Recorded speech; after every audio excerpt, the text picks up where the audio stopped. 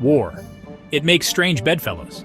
In the cauldron of the Second World War, few units embodied that strangeness more than the Brandenburgers. These weren't your typical Wehrmacht troops. They were shadows, ghosts, men who moved like wraiths through the fog of war. Germany's elite commandos, masters of deception, sabotage, and infiltration, operating behind enemy lines. This is their story.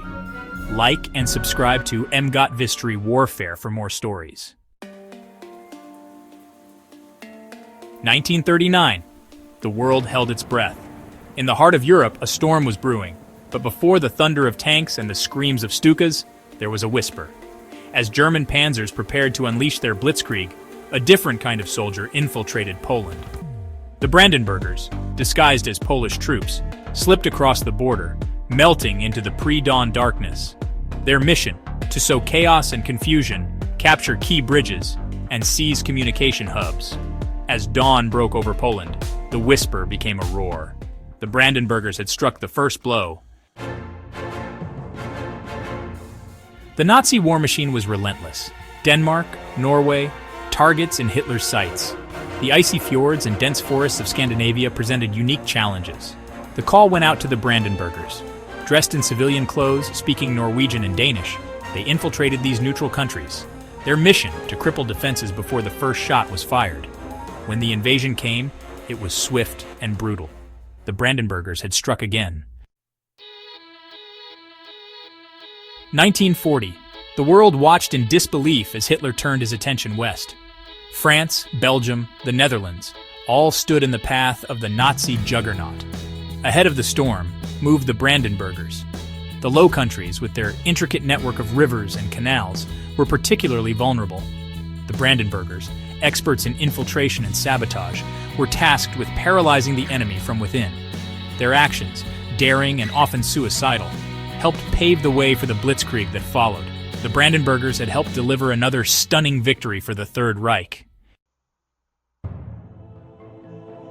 The Balkans, a land of rugged mountains and ancient grudges, became the next target in Hitler's sights. The Brandenburgers, masters of unconventional warfare, were in their element. They moved like ghosts through the mountains, disrupting enemy defenses, securing vital passes, and guiding German troops. Yugoslavia and Greece fell swiftly, their defenses outmaneuvered and outmatched. The Brandenburgers had proven their worth once again. June 1941. Hitler unleashed Operation Barbarossa, the largest land invasion in history, against the Soviet Union.